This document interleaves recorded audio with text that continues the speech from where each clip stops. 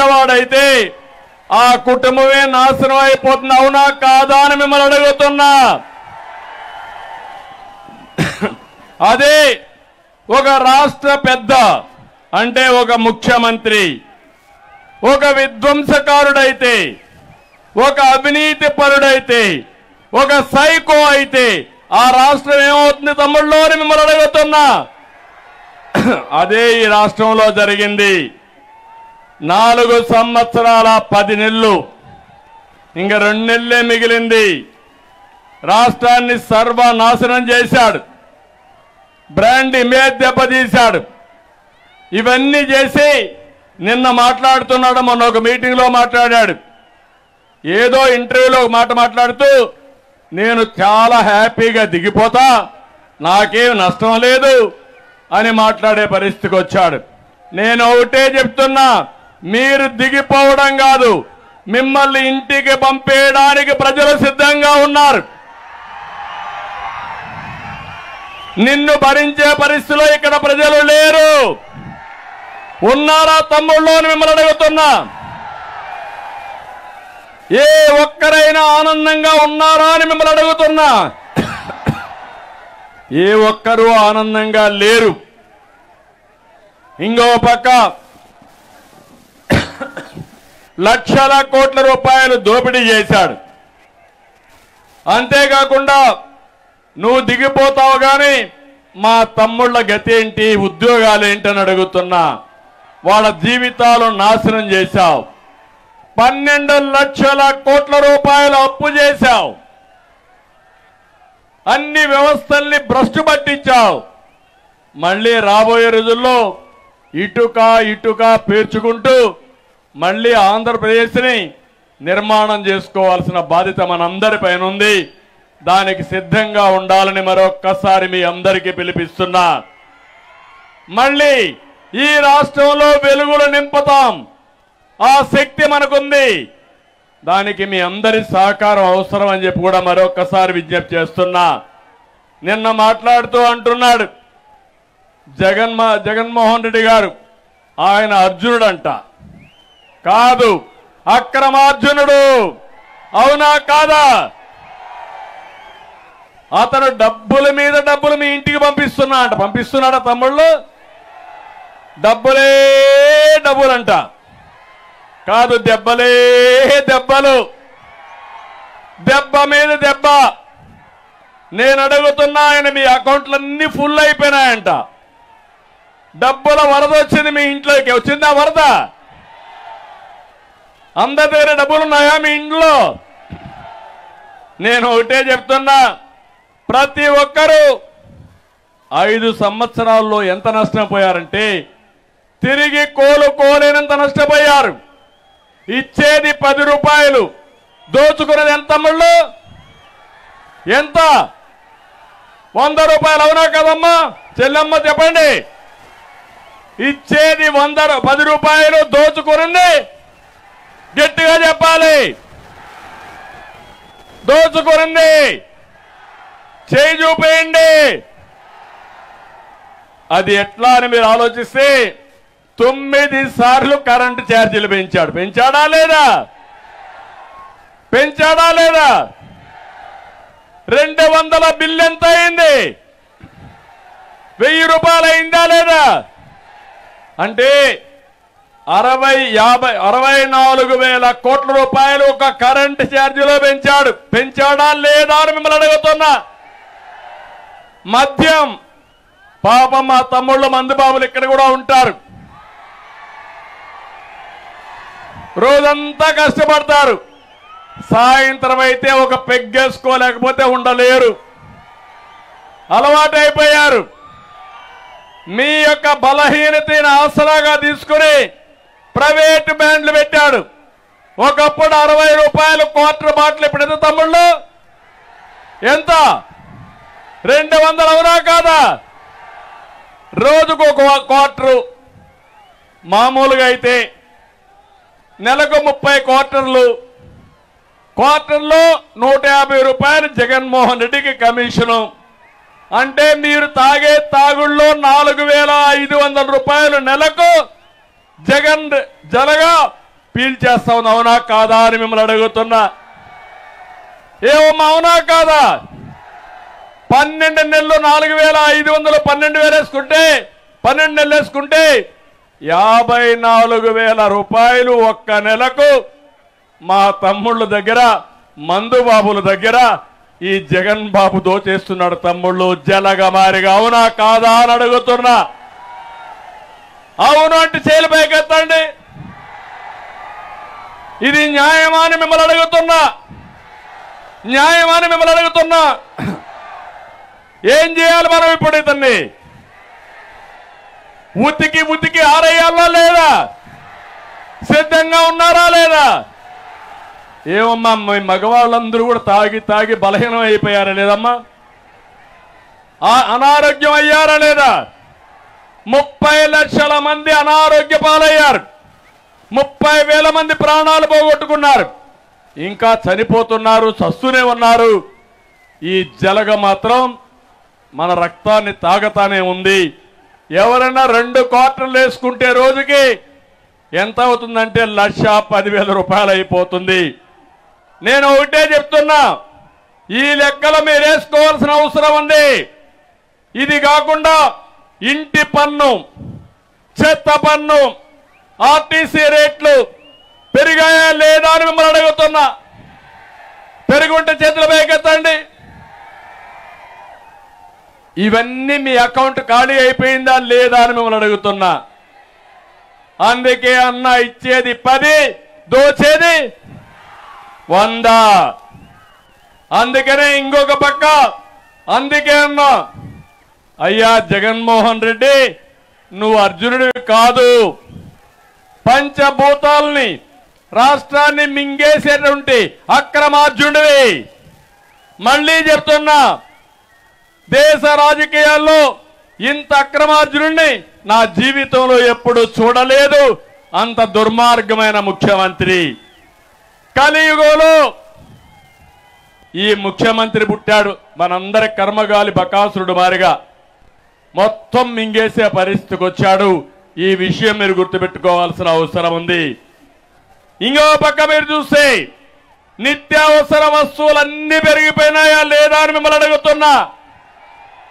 ఏమమ్మా పెరిగాయా లేదా? పెట్రోల్ 76 రూపాయలు ఒకప్పుడు, ఇప్పుడు ఎంత? 111. డీజిల్ 70, ఇప్పుడెంత? 99. బియ్యం 40, ఇప్పుడు ఎంతమ్మా? ఇప్పుడు 56. కందిపప్పు 87 ఒకప్పుడు మనం ఉన్నప్పుడు, ఇప్పుడు 160. చింతపండు 220, అప్పుడు 120, ఇప్పుడు 240. వంట నూనె 60, ఇప్పుడు 120. పంచదార 26 రూపాయలు, ఇప్పుడు 45. గ్యాస్ సిలిండర్ ఒకప్పుడు 726, ఇప్పుడు 1175. కరెంటు బిల్లు 200, ఇప్పుడు 1000 రూపాయలు. మద్యం కోట 60, ఇప్పుడు 200. కడా నేను ఇచ్చిన కేబుల్ టీవీ కూడా 149కి నేను ఇస్తే ఈ దుర్మార్గులు ఎంత చేశారు? 350. అవునా కాదా? అన్ని కలిపి నేను అడుగుతున్నా మా ఆడబిడ్డల్ని, ఇంటికి అదనంగా భారం 5 ఏళ్లలో 8 లక్షలు పడింది మీ మీద. మినిమం 8 లక్షలు ఆవరేజ్ గా పడింది. మీకు 8 లక్షలు ఇచ్చాడా ఈ ముఖ్యమంత్రి? ఇది కాకుండా 12 లక్షల కోట్ల రూపాయలు అప్పు తెచ్చాడు. అది కూడా మీ మీదనే భారం. జగన్ రెడ్డి రేపు జైలుకు పోతాడు. ఎవరు కడతారు ఈ అప్పు? ఎవరు కడతారు ఈ అప్పు? మనమే కట్టాల్సి వస్తుంది. నేను అడుగుతున్నా. ఇదే కాకుండా ఇంకో పక్క మీరు చూస్తే ఈరోజు ఈ ముఖ్యమంత్రి వల్ల ఎన్ని నష్టాలు వచ్చాయో అన్ని నష్టాలు వచ్చాయి.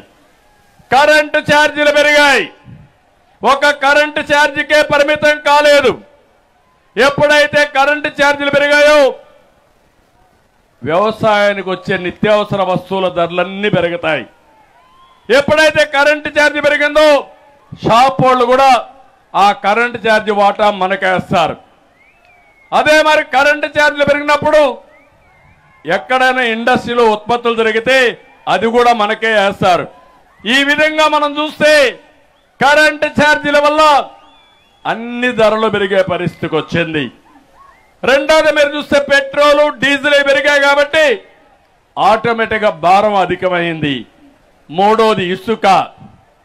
గోదావరి ఇక్కడనే ఉంది.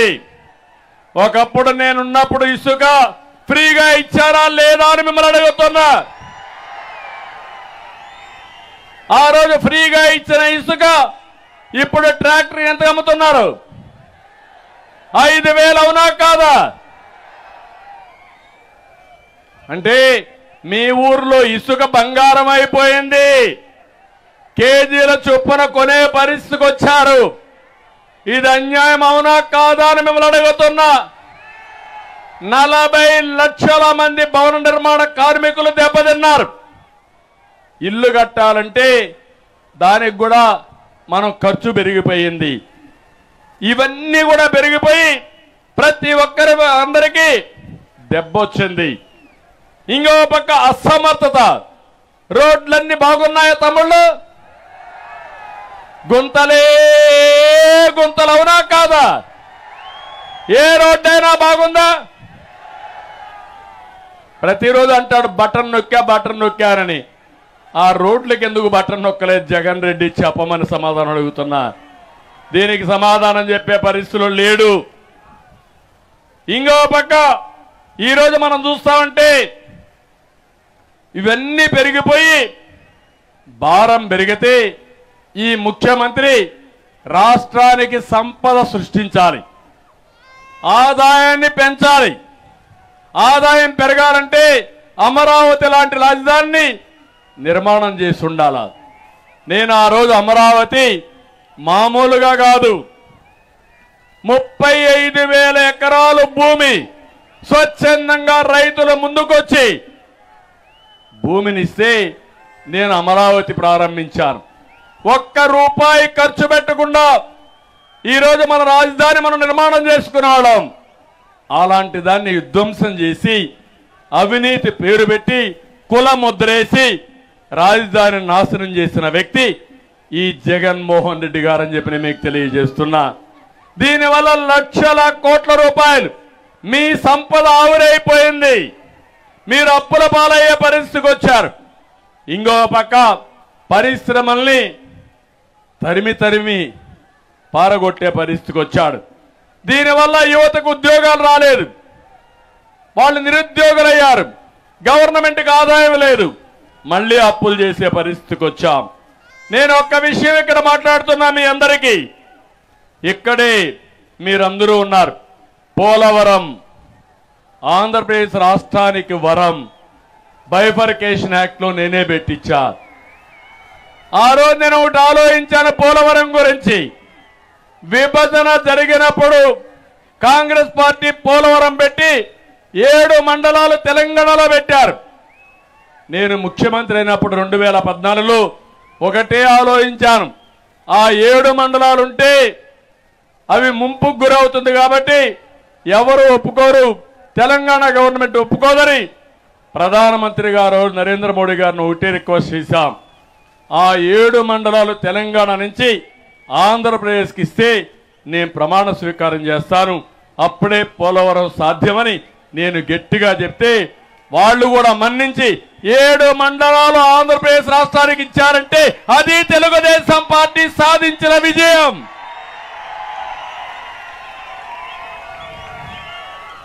అక్కడి నుంచి ఇది జాతీయ ప్రాజెక్టు, దీన్ని పూర్తి చేయాలని 72% పూర్తి చేశాను. వెస్ట్ గోదావరి జిల్లాలో మీరే సాక్షులు. వారం వారం పోలవరం చేసుకొని సమీక్షలు పెట్టాను. నెలకొక్కసారి పోలవరం వచ్చాను, పరిగెత్తించాను, పనులు ముందుకు తీసుకుపోయాం. 72% పూర్తి చేసి పట్టసీమ ప్రాజెక్టు 1 సంవత్సరంలో పూర్తి చేసి 120 టీఎంసీ నీళ్లు పట్టసీమ ద్వారా కృష్ణా డెల్టాకి ఇచ్చిన పార్టీ తెలుగుదేశం పార్టీ అని చెప్పి కూడా మీకు తెలియజేస్తున్నా. ఈరోజు పోలవరం పూర్తయితే ఈ రాష్ట్రానికి స్వర్ణ యుగం వస్తుంది. ప్రతి ఎకరాకు నీళ్లు ఇస్తాం. పోలవరం ద్వారా అన్ని నదులను అనుసంధానం చేసి ప్రతి ఒక్క ఎకరాకు నీళ్లు ఇవ్వాలని నా కల. నీళ్లు ఇస్తే బంగారు పండించే రైతాంగం ఉన్నారు, సంపద సృష్టించే సృష్టికర్తలు ఉన్నారు. అది జరిగేది. ఇప్పుడు అది పోయింది. నేను అడుగుతున్నా, పోలవరం ఈ చింతలపూడి సభ ద్వారా అడుగుతున్నా, డయాఫామ్ వాల్ ఏమైంది? కాఫర్ డ్యాములు ఏమైనాయి? గైక్ బెండ్ ఏమైంది? 2020కి పూర్తి కావాల్సిన ప్రాజెక్టు 2024 కాదు, ఎప్పుడవుతుందో తెలియని పరిస్థితి తీసుకొచ్చారు. మళ్ళీ ఒకటి ఆమె ఇస్తున్నా, తప్పకుండా తెలుగుదేశం పార్టీ వస్తాం, కేంద్ర సహకారం తీసుకుంటాం, పోలవరాన్ని పూర్తి చేసే బాధ్యత తెలుగుదేశం జనసేన తీసుకుంటామని హామీ ఇస్తున్నా. అది సంపద సృష్టించే మార్గం. ఈరోజు ఈ ముఖ్యమంత్రి చేసేది విధ్వంసం అని చెప్పి కూడా నేను మీకు తెలియజేస్తున్నా. ఇక్కడే మీరందరి ముందునుంది ఏదైతే ఈరోజు మనందరి ముందర చింతలపూడి లిఫ్ట్ ఇరిగేషన్ కూడా ముందుకు తీసుకొచ్చాం. 4,900 కోట్లు ఖర్చు పెట్టి పూర్తి చేస్తే ఈ యొక్క చింతలపూడి ఏరియానే కాకుండా నూజివీడు ఈ ప్రాంతాలన్నీ బ్రహ్మాండంగా అభివృద్ధి అయ్యేటివి. అలాంటి చింతలపూడి నిలిచిపోయింది, అవునా కాదా అని మిమ్మల్ని అడుగుతున్నా. ఇప్పుడే హామీ ఇస్తున్నా, ఈ సభలో రేపు రాబోయే రోజుల్లో చింతలపూడిని పూర్తి చేసి చింతలపూడి నియోజకవర్గానికి ప్రతి ఎకరాకు నీళ్లు ఇచ్చే బాధ్యత మాది.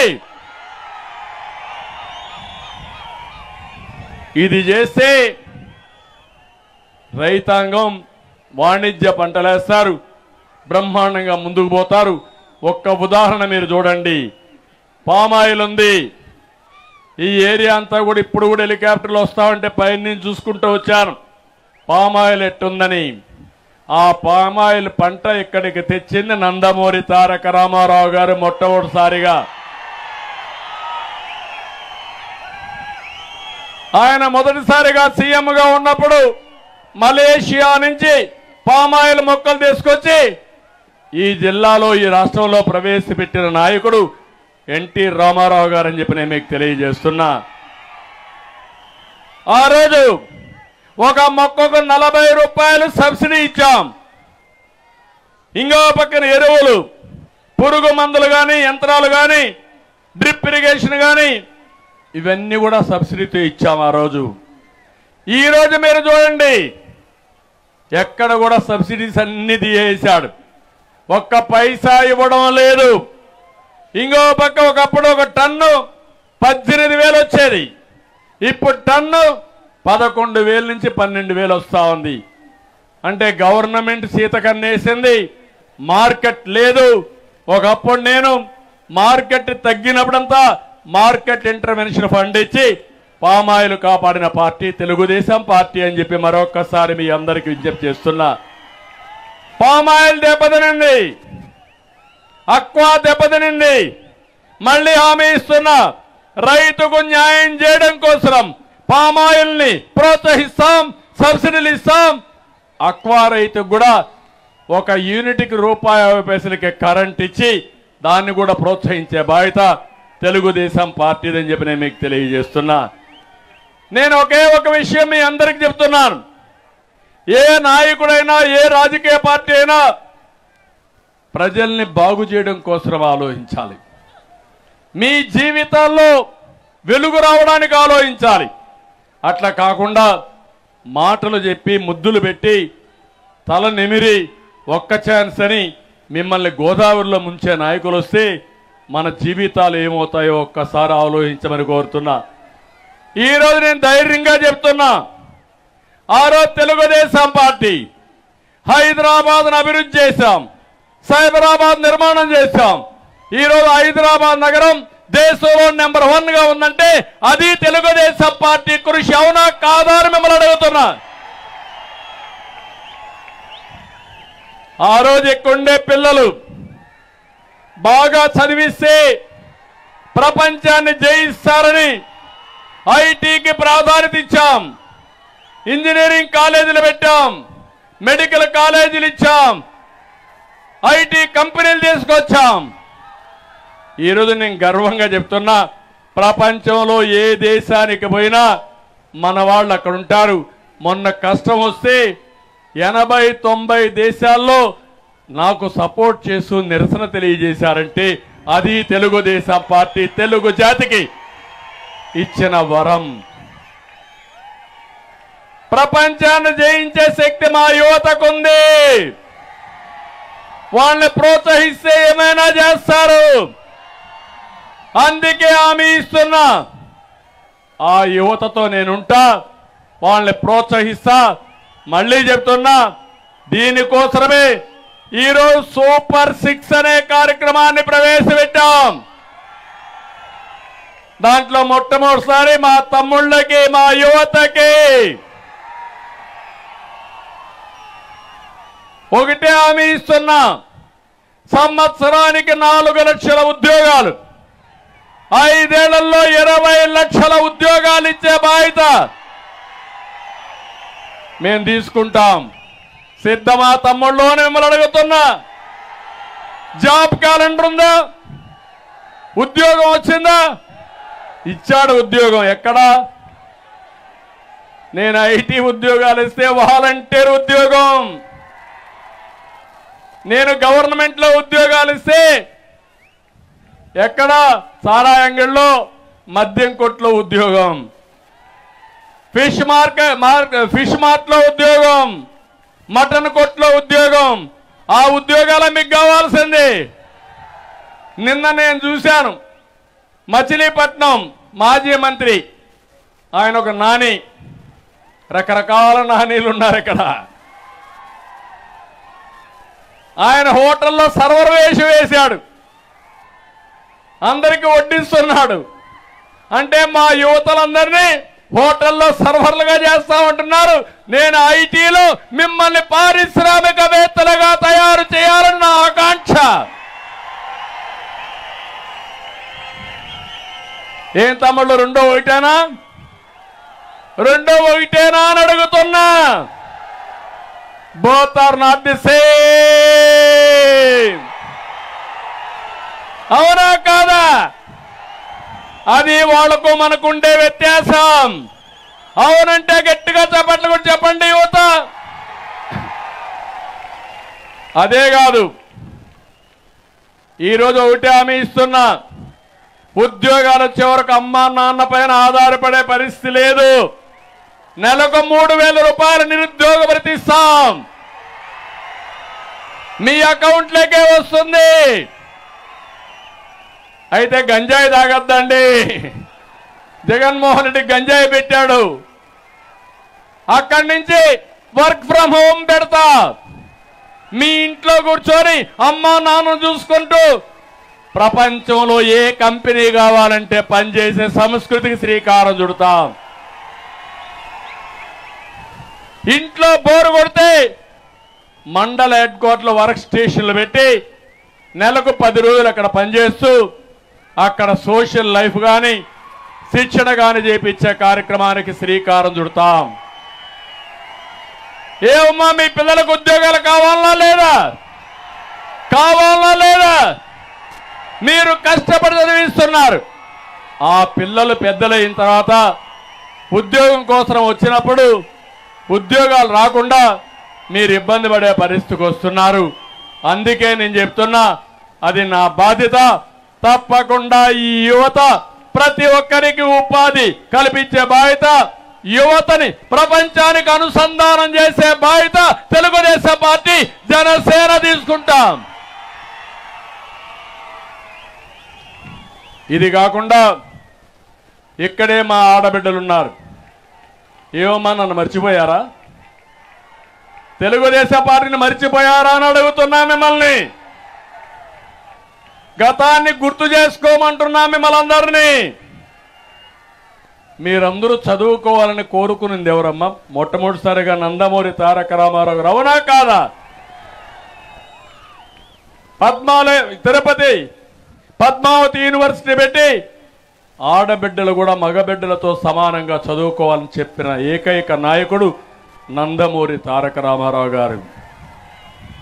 అదైన తర్వాత దేశంలోనే మొట్టమొదటిసారి ఆడబిడ్డలకు ఆస్తిలో సమాన హక్కు ఇచ్చిన ఏకైక వ్యక్తి ఎన్టీఆర్. అవునా కాదా గుర్తు చేసుకోమని కోరుతున్నా. ఆ హక్కు మీకు ఇచ్చాడు.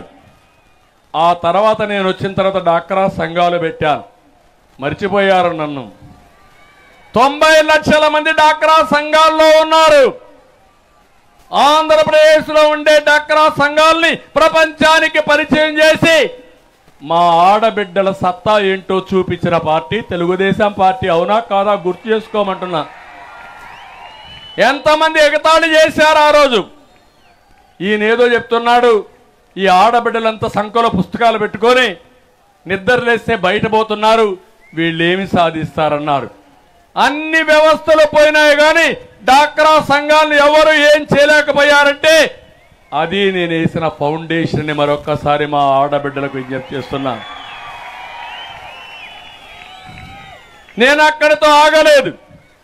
ప్రతి మీటింగ్లో చెప్పేవాడిని, చిన్నప్పుడు మీరు తల్లిదండ్రుల పైన, పెద్ద అయితే భర్తల పైన, ముసలివాళ్ళైతే పిల్లల పైన ఆధారపడుతున్నారు. ఆర్థిక స్వాతంత్రం లేదు. చిన్న సరదా సినిమాకు పోవాలంటే మగవాళ్ళు డబ్బులు ఇవ్వకపోతే పోయే పరిస్థితి లేదని కాదు, మీకు ఆ పరిస్థితి రావాలి, మీరు మగవాళ్ళకి డబ్బులు ఇవ్వాలని నేను ఆ రోజు ఆలోచించి ఆర్థికంగా మీకందరికీ వెసులుబాటు కల్పించిన పార్టీ తెలుగుదేశం పార్టీ. అందుకే ఇంకో పక్క ఒకటి ఆలోచించాను, ఆడబిడ్డలను బాగా చదివిస్తే మగవారితో సమానంగా మేలుగా రాణిస్తారని ఆ రోజు నేను ప్రోత్సహించి ఉద్యోగాల్లో కాలేజీల్లో 33% రిజర్వేషన్లు పెట్టాను. ఈరోజు గర్వంగా చెప్తున్నా, చదువుకున్న ఆడపిల్లలు మగపిల్లల కంటే బ్రహ్మాండంగా రాణిస్తున్నారు. భర్త భార్య ఐటీ ఉద్యోగం చేస్తే ఎవరికి ఆదాయం ఎక్కువ వస్తుందంటే ఆడపిల్లలకి ఆదాయం ఎక్కువ వస్తూ ఉంది. ఇప్పుడు వరకట్నం పోయింది, రివర్స్ కట్నం వచ్చిందంటే అది తెలుగుదేశం పార్టీ నా ఆడపిల్లలకి ఇచ్చిన ధైర్యం. అవునా కాదా అని మిమ్మల్ని అడుగుతున్నా.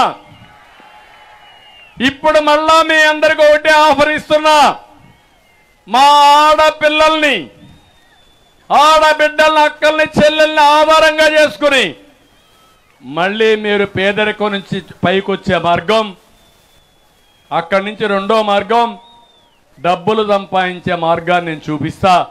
అందుకే మొట్టమొదటిది ఆడబిడ్డ నిధి. నెలకు 1500 రూపాయలు మీ అకౌంట్లో వేస్తాను. ఈ 1500 రూపాయల వల్ల ఇంట్లో ఎంతమంది ఉంటే అంతమందికి వేస్తే అక్కడికి వదిలిపెట్టను. 1500 15,000 చేసే మార్గం చూపిస్తా. 15,000 1,50,000 చేసే మార్గం చూపిస్తా. అక్కడి నుంచి పెంచుకుంటా పోతాం. ఎంతమంది మీరు ఇంట్లో పిల్లలుంటే ఈ ముఖ్యమంత్రి మీకు మోసం చేశాడు. ఆ మోసాన్ని మీరు చూస్తే ఆ రోజు చెప్పింది ఎంతమంది పిల్లలుంటే అంతమందికి ఏదైతే ఆడబిడ్డలందరికీ డబ్బులు ఇస్తా అన్నాడు 15,000. ఇప్పుడు ఇచ్చాడా నేను అడుగుతున్నా. నేను ఒకటి హామీ ఇస్తున్నా, తల్లికి వందనం కింద ఎంతమంది ఇంట్లో పిల్లలుంటే ప్రతి ఒక్కరికి 15,000 రూపాయలు ఇచ్చి మిమ్మల్ని పైకి తీసుకొచ్చే బాధ్యత మేము తీసుకుంటాం. ఈ రెండే కాదు, ధరలు పెరిగాయి. నేనే దీపం పెట్టా, జగన్మోహన్ రెడ్డి దీపం ఆర్పేశాడు. మళ్ళీ 3 సిలిండర్లు ఉచితంగా ఇచ్చే బాధ్యత మేము తీసుకుంటాం. 4వది, మీరెక్కడికి పోవాలన్నా దర్జాగా పనులు చేసుకొని రావాలంటే ఆర్టీసీ బస్సుల్లో ఎక్కడికి ప్రయాణం చేసినా మిమ్మల్ని డబ్బులు అడగకుండా, బాధ పెట్టకుండా ఉచిత ప్రయాణ సౌకర్యం ఏర్పాటు చేస్తామని మీకు హామీ ఇస్తున్నా. సూపర్ 6లో రైతుల్ని రాజు చేస్తాం. నేను అడుగుతున్నా, మా ఆడబిడ్డలు మీరు సిద్ధంగా ఉన్నారమ్మా? అందరికంటే తెలివైన వాళ్ళు మా ఆడబిడ్డలు. నేనేమి ఇస్తున్నా, వాళ్ళేమి ఇస్తున్నారు, కుటుంబానికి ఏం మేలు జరుగుతుందో లెక్క బ్రహ్మాండంగా వేస్తారు. మీరు నాకు తెలుసని ఇప్పుడు మళ్ళా చెబుతున్నా, ఈ ప్రభుత్వం వల్ల ఎంత నష్టపోయారో లెక్క వేయండి. మీరు ఒక లెటర్ రాయండి జలగా జగన్మోహన్ రెడ్డికి, నీ వల్ల మేము ఇంత నష్టపోయాం, నువ్వు ఇచ్చింది ఏమాత్రం గిట్టుబాటు కాదు, నిన్నింటికి పంపిస్తామని ఒక లెటర్ రాసి బటన్ నొక్కండి. నొక్కతారా బటన్ అని చెప్పి మిమ్మల్ని అడుగుతున్నా. ఎన్నికల్లో ఒక బటన్ నొక్కితే జగన్మోహన్ రెడ్డి ఆయన పార్టీ అవుట్ అయిపోవాలి, ఆల్ అవుట్ కావాలి. చేస్తారా అని అడుగుతున్నా మా ఆడబిడ్డల్ని. మీరు అనుకుంటే ఇది సాధ్యం. మళ్ళీ ఆడబిడ్డల్ని కుటుంబంలో గౌరవం వచ్చేట్టుగా ఆ ఇంటికి లక్ష్మీదేవులు మారిగా తయారు చేసే బాధ్యత, లక్ష్మినిగా తయారు చేసే బాధ్యత తెలుగుదేశం పార్టీ జనసేన తీసుకుంటామని హామీ ఇస్తున్నా. ఇంకో పక్క రైతుకి 20,000 రూపాయలు అన్నదాత కింద ఇస్తాం, వాళ్ళని పైకి తీసుకొస్తాం. వీళ్లే కాదు, నేను ఒకటే హామీ ఇస్తున్నా, ప్రతి ఒక్క ఇంటికి మంచినీటి పథకం అంటే సురక్షిత మంచినీరు ఇచ్చి మీరు ఎక్కడికి పోయే పని లేకుండా 24x7 అంటే 24 గంటలు సురక్షిత మంచినీరు మీ ట్యాప్ ద్వారా అందుబాటులో చేసే బాధ్యత నాదని మీకు అందరికీ హామీ ఇస్తున్నా. ఇవి కాకుండా బీసీలు తెలుగుదేశం పార్టీకి వెన్నెముక, వాళ్ళ కోసం ప్రత్యేకంగా ఒక సబ్ ప్లాన్ తీసుకొస్తాను. వాళ్ళ కోసం ప్రత్యేకంగా ప్రణాళికలు తయారు చేస్తాం. ప్రొటెక్షన్ చట్టం ఒకటి తీసుకొస్తాం. మళ్ళీ చెప్తున్నా, తెలుగుదేశాన్ని నమ్ముకున్న బీసీల్ని పూర్తిగా ఆదరించే బాధ్యత, పైకి తీసుకొచ్చే బాధ్యత తెలుగుదేశం పార్టీది. తొందరలోనే ఒక ప్రణాళిక తీసుకొస్తాం, అది ఎలక్షన్ మేనిఫెస్టోలో పెడతామని మీ అందరికీ హామీ ఇస్తున్నా. ఇది కాకుండా పింఛన్లు నేనే చేశా. 200 రూపాయల పింఛన్ 2000 చేసిన పార్టీ తెలుగుదేశం పార్టీ.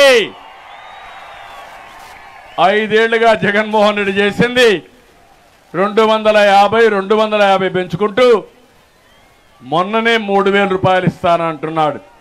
అదే నేను వచ్చుంటే, తెలుగుదేశం వచ్చుంటే మొదటి నుంచి కూడా 3000 రూపాయలు మీకు వచ్చేది. ఇంకా సంపద పెంచేవాళ్ళం, ఇంకా ఎక్కువ పింఛన్ ఇచ్చేవాళ్ళం. మళ్ళీ హామీ ఇస్తున్నా, ఎంత ఇవ్వగలుగుతామో, నేను కష్టపడేది, మేము సంపాదించేది మీకోసం. ఒక పక్కన మీకు సంక్షేమ కార్యక్రమాలు ఇస్తాం, నగదు నేరుగా ఇస్తాం, ఇంకో పక్క అభివృద్ధి చేస్తాం. ఈ రాష్ట్రాన్ని బాగు చేసే బాధ్యత మేము తీసుకుంటామని మీ అందరికీ హామీ ఇస్తున్నా.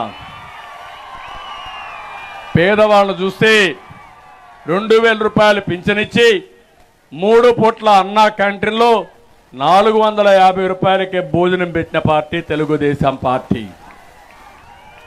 ఇప్పుడు మళ్ళా నేను ఇచ్చే హామీ, మొదటి తారీఖున మీ ఇంటి దగ్గరనే పింఛన్లు ఇప్పించే బాధ్యత తీసుకుంటాం, ఇంకా పెంచుతాం. ఇదే కాదు, ఎవరైనా ముసలి వాళ్ళు కానీ వితంతువులు కానీ బయట పోతే ఆ నెలకే కాకుండా 3 నెలల వరకు ఎప్పుడొచ్చినా తిరిగి వాళ్ళకి ఇంట్లో పింఛనిచ్చే విధంగా ఏర్పాటు చేస్తాం. సంతోషమేనా మీకు అని అడుగుతున్నా. ఇది అసాధ్యం కాదు, సాధ్యం చేసి చూపిస్తాం. అదే మరి పేదవాళ్ళందరికీ 2 సెంట్లు ఇంటి జాగా ఇచ్చి మీరు ఇల్లు కట్టుకోవడానికి ఇప్పుడు గవర్నమెంట్ ఆఫ్ ఇండియా ఇచ్చే డబ్బులే ఈ పెద్ద మనిషి ఇస్తున్నాడు. దానికంటే ఎక్కువ ఇచ్చి మీ ఇండ్లు కట్టుకునే బాధ్యత, కట్టించే బాధ్యత తీసుకుంటామని హామీ ఇస్తున్నా. టిడ్కో ఇండ్లు పూర్తి చేస్తాం, ఇది కూడా మన బాధ్యత. మేమే కట్టాం. టిడ్కో ఇండ్ల ద్వారా ప్రతి ఒక్క కుటుంబానికి సంపద సృష్టించాలనుకున్నాం, అది మొత్తం పోయే పరిస్థితి వచ్చింది. అయితే ఇవన్నీ మళ్ళీ చేసే శక్తి ఒక్క తెలుగుదేశం పార్టీకి ఉంది. ఆ విషయం మీరు గుర్తుపెట్టుకోవాలి. అయితే నేను ఇక్కడ ఒక విషయం చెప్పాలి మీరందరికీ, అందరూ కూడా సీరియస్గా ఆలోచించాలి. ఈరోజు పులివెందల పంచాయతీ రాష్ట్రం మొత్తం వచ్చే పరిస్థితికి వచ్చింది. వాస్తవాలు ఒకసారి నెమరేసుకోవాలి, చరిత్రను ఒకసారి గమనంలోకి తీసుకోవాల్సిన బాధ్యత మీ అందరిపైన ఉంది. 2004లో ముఖ్యమంత్రిగా రాజశేఖర రెడ్డి అయ్యాడు, జ్ఞాపకం ఉందా మీ అందరికీ? అప్పుడు పెద్ద ఎత్తున అవినీతి జరిగింది. తండ్రిని అడ్డం పెట్టుకుని 1,00,000 కోట్ల రూపాయలు దోచిన వ్యక్తి ఎవరు? 42,000 కోట్ల రూపాయల అవినీతి జరిగిందని సిబిఐ ఛార్జ్ షీట్ వేసిందా లేదా అని మిమ్మల్ని అడుగుతున్నా. ఈడీ ఛార్జ్ షీట్లు వేసిందా లేదా అని మిమ్మల్ని అడుగుతున్నా. వేస్తే ఆ రోజు ఉండే కాంగ్రెస్ కానీ వాళ్ళు కూడా ఇది చేసుకుని కోర్టు ద్వారా కూడా వేసి వాళ్ళు ఎస్టాబ్లిష్ చేశారు. కానీ ఇంత దుర్మార్గుడు అంటే, చనిపోయిన తర్వాత ఆ తండ్రి పైన ఎఫ్ఐఆర్ పెట్టమని వీళ్ళ అడ్వకేటు కోర్టులో అఫిడవిట్ వేసే పరిస్థితికి వచ్చాడు. అంటే తండ్రి సీఎం కాబట్టి, తండ్రి చనిపోయాడు కాబట్టి ఆయన పేరు పెట్టి సిబిఐ గారిని ఛార్జ్ షీట్ వేస్తే ఈ దుర్మార్గుడు తప్పించుకోవచ్చని ఆలోచన చేశాడంటే కన్న తండ్రికి ద్రోహం అవునా కాదా అని మిమ్మల్ని అడుగుతున్నా. ఏ తండ్రికైనా ఇలాంటి కుమారుడు మంచిదా అని మిమ్మల్ని అడుగుతున్నా. తండ్రి చనిపోతే అందరిపైన నెప వేశాడు. ఈవెన్ రిలయన్స్ రీటైల్ పైన అటాక్ చేశాడు. కడాన మొన్న మీరు చూస్తే వారు చెప్పిన అభ్యర్థికే ఎంపీ సీట్ ఇచ్చాడు ఈ గొప్ప నాయకుడు, మడమ తిప్పని నాయకుడు. ఎలాంటి వ్యక్తో మీకు అర్థమవుతుందా అని మిమ్మల్ని అడుగుతున్నా. అది అయిన తర్వాత మీరు ఒకసారి చూస్తే ఇక్కడే అడుగుతున్నా, సూటిగా అడుగుతున్నా, సమాధానం చెప్పమంటున్నా. మీ ఏఐజీ ఎవరైతే ఉన్నారో ఆ రోజు సుప్రీంకోర్టులో అఫిడవిట్ వేశాడా లేదా ఈ చింతలపూడిలో నేను అడుగుతున్నా, సమాధానం చెప్పమని జగన్మోహన్ రెడ్డికి సవాలు విసురుతున్నానని చెప్పి కూడా నేను మీకు తెలియజేస్తున్నా. తర్వాత జైలుకు పోయాడు. జైలుకు పోయిన విషయం జ్ఞాపకం ఉంది కదా మీ అందరికీ. ఓకే, బెయిల్ కోసం ఢిల్లీకి వెళ్లి సోనియా గాంధీ కాళ్ళు పెట్టుకున్నాడు పులివెందల పులి. అవునా కాదా? నేను చెప్పలా, వాళ్ళ చెల్లెలే చెప్పింది. నిన్న మొన్న షర్మిల గారే చెప్పారు. వాళ్ళ ఇంటిలో ఉండే రహస్యాల్ని వాళ్లే బయట పెట్టే పరిస్థితికి వచ్చారు. ఈ విషయానికి సమాధానం చెప్పమంటున్నాను. అది అయింది. మీరు ఎందుకు ఈ విషయాలు చెప్తున్నానంటే ప్రతి ఒక్క ఇంటిలో చర్చ కావాలి. పులివెందల పంచాయతీ రాష్ట్ర పంచాయతీ కాదు. వాళ్ళ కుటుంబ వ్యవహారం కుటుంబానికి ఉండాలి కానీ ఈ రాష్ట్రానికి చుట్టడం మంచిది కాదని చెప్పి కూడా నేను మీకు తెలియజేస్తున్నా. తర్వాత ఎన్నికలు వచ్చాయి. ఎన్నికల్లో బాబాయిని చంపింది ఎవరు తమ్ముళ్ళు అని మిమ్మల్ని అడుగుతున్నా. నాటకాలు గుర్తున్నాయని మిమ్మల్ని అడుగుతున్నా. అక్కడ నాటకాలు ఆడి అందరూ కలిసి ఆ రోజు ప్రవర్తించి ఇప్పుడు వాళ్లే చెప్పే పరిస్థితికి వచ్చారు. జగన్మోహన్ రెడ్డి వివేకానంద రెడ్డిని చంపిన వ్యక్తిని సమర్థించే పరిస్థితికి వచ్చాడు. కోడికత్తి సీను జైల్లో ఉన్నాడు. వివేకానంద రెడ్డిని చంపిన వ్యక్తి రోడ్ల మీద ఉన్నాడు. ఇది న్యాయం అని మిమ్మల్ని అందరికీ విజ్ఞప్తి చేస్తున్నా. అంటే ఇక్కడికి అయింది. ఈరోజు ఒక్క విషయం మీరు గుర్తుపెట్టుకోవాలి. మీరందరూ తమ్ముళ్ళు కొంచెం ఓపి పట్టండి. 2 నిమిషాలు ఓపి పట్టాలి, 5 నిమిషాలు ఓపి పట్టాలి. మీలో ఉత్సాహం, ఎమోషన్ చాలా బాగా ఉంది. మిమ్మల్ని చూస్తే నాకేమాత్రం అనుమానం లేదు, జగన్మోహన్ రెడ్డి చిత్తుగా ఓడిస్తారు. వైఎస్ఆర్ కాంగ్రెస్ పార్టీని చిత్తగా కొడతారు. సిద్ధమా అని మిమ్మల్ని అడుగుతున్నా. కానీ మీకు కూడా ఎన్నికల్లో మేము కూడా కొన్ని ఆయుధాలు ఇవ్వాలి యుద్ధం చేయడానికి. ఆ ఆయుధాలే ఈ సభ ద్వారా మేము ఇస్తున్నాం. మీరు ఆయుధాలను ఇంటింటికి తీసుకుపోవాలి, ప్రజల్ని చైతన్యవంతులు చేయాలి. ఎంత దుర్మార్గుడంటే, ఏమమ్మా మీకు అన్నో తమ్ముడో కొడుకో ఉంటాడు, ఇంట్లో విభేదాలు వస్తాయి, వేరే పార్టీల్లో ఉంటారు, మాట్లాడుకోరు, కానీ అసభ్యంగా ప్రవర్తించరు. నా జీవితంలో నేను ఎప్పుడు పడని బాధపడ్డా, నా భార్యను అవమానించినప్పుడు నేను పడిన బాధ నా జీవితంలో ఎప్పుడూ మర్చిపోలేనని చెప్పి నేను మీకు తెలియజేస్తున్నా. ఎందుకు బాధపడ్డానంటే, ఎప్పుడు రాని బయట రాని వ్యక్తుల గురించి నిందలేసినప్పుడు బాధపడ్డా. ఈరోజు మీరు చూస్తున్నారు, ఎవరినైనా ఈ రాష్ట్రంలో ఈ ముఖ్యమంత్రి జగన్మోహన్ రెడ్డి వదిలిపెట్టాడా అని మిమ్మల్ని అడుగుతున్నా. కడాన వాళ్ళ ఇంట్లో వాళ్ళ చెల్లిని వదిలిపెట్టాడా అని మిమ్మల్ని అడుగుతున్నా. తల్లిని వదిలిపెట్టాడా అని మిమ్మల్ని అడుగుతున్నా. ఇలాంటి వ్యక్తి మిమ్మల్ని నన్ను వదిలిపెడతాడా అని మిమ్మల్ని అడుగుతున్నా. అందుకే జగన్మోహన్ రెడ్డి వద్దు, రాష్ట్రాన్ని కాపాడుకుందాం, ముందుకు రమ్మని మరొకసారి పిలిపిస్తున్నా. సిద్ధమా అని మిమ్మల్ని అడుగుతున్నా. రెడీగా ఉన్నారా అని మిమ్మల్ని అడుగుతున్నా. నన్ను గురించి మాట్లాడుతున్నారు, వాళ్ళ పంచాయతీ వాళ్ళు తేల్చుకోకుండా నన్ను గురించి మాట్లాడుతున్నారు. నేను ఆ రోజు, ఈ రోజు, రేపు ప్రజల పక్షానే నేనుంటా. నా ఆశయం ఒకటి, తెలుగు జాతి బాగుండాలి. కులం కాదు, మతం కాదు, ప్రాంతం కాదు, 10 కోట్ల తెలుగువారు నా బంధువులు, ఆత్మ బంధువులు. వారి కోసమే పనిచేశారు.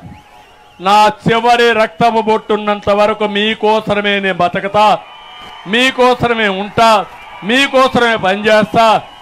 నా శక్తి ఏంటో నిరూపించుకుంటానని మరొక్కసారి మీ అందరికీ హామీ ఇస్తున్నా. విభజన సమయంలో నేను ఆ రోజు ఒకటే చెప్పాను, 2 ప్రాంతాలకు న్యాయం చేయాలని చెప్పిన వ్యక్తిని నేను. కానీ ఆ రోజు విభజన చేశారు. ఆ విభజనప్పుడు ప్రత్యేక హోదా కూడా పెట్టారు. నేను అడుగుతున్న విభజన సమయంలో ఇదే జగన్మోహన్ రెడ్డి అసెంబ్లీలో, పార్లమెంట్లో ఉన్నాడు. సోనియా గాంధీ వెనకాల దాంకొని నాటకాలు ఆడాడు. ఇప్పుడు ఈయన మాట్లాడతాడు న్యాయం గురించి. అందుకే ప్రజలకు అందరికీ విజ్ఞప్తి చేస్తున్నా, తర్వాత నేను బీజేపీతో ఉండి రాష్ట్రాన్ని అభివృద్ధి కోసం ముందుకు పోయాం, చేశాం. కానీ ప్రత్యేక హోదా ఇవ్వలేదని నేను విభేదించాను తప్ప ఇంకొక విషయం కాదు. అది కూడా రాష్ట్రం కోసం, మీకోసం, నేను నష్టపోయిన తెలుగు జాతి కోసం కష్టపడ్డానని మరొకసారి మీకు విజ్ఞప్తి చేస్తున్నా.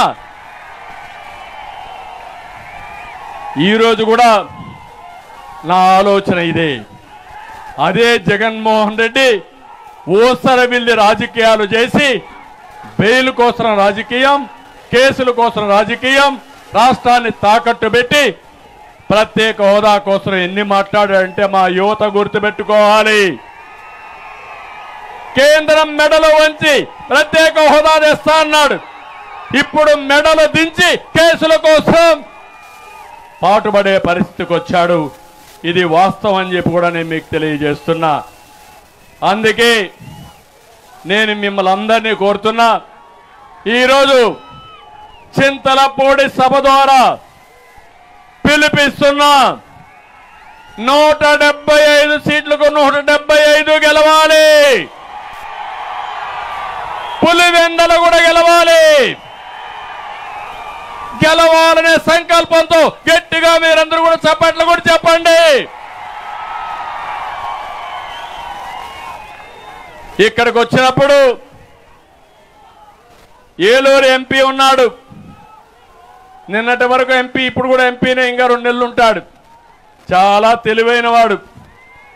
ముందుగానే పసిగట్టాడు పోటీ చేసిన గెలవమని. తప్పించుకున్నాడు. 5 ఏళ్లు ఈ ప్రాంతానికి చేసింది లేదు, ఆయన వల్ల లాభం లేదు. ఏది జరగలేదు అలాంటి వ్యక్తి.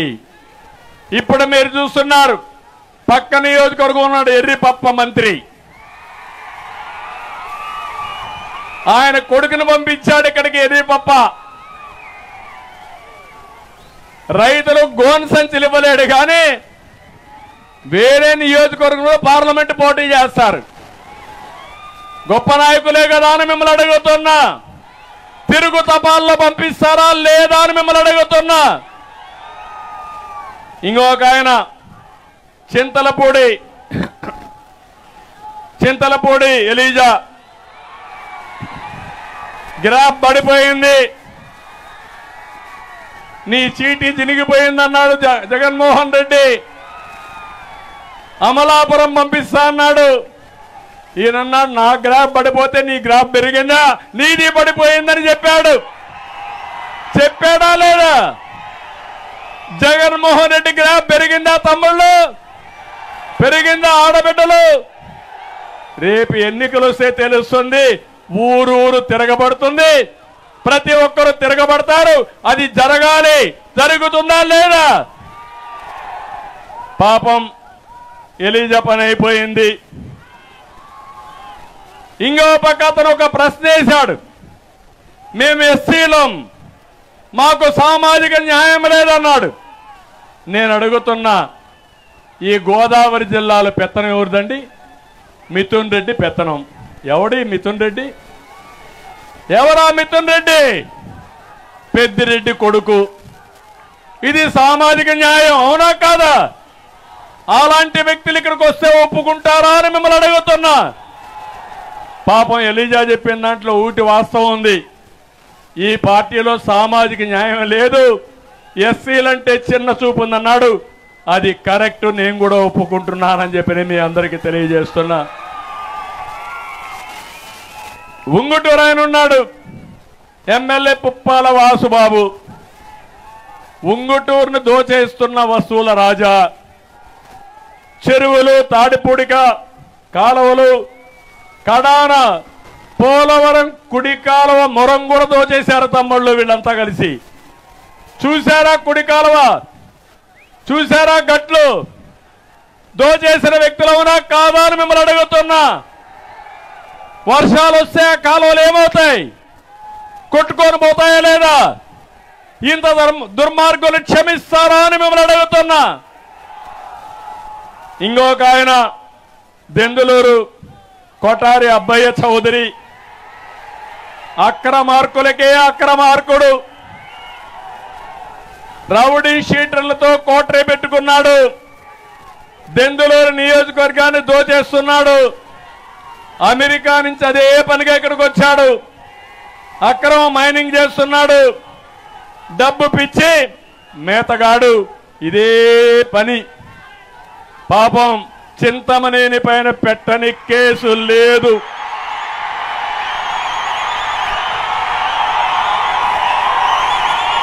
దీంతో ఇతను పీకింది కూడా ఏమీ లేదు.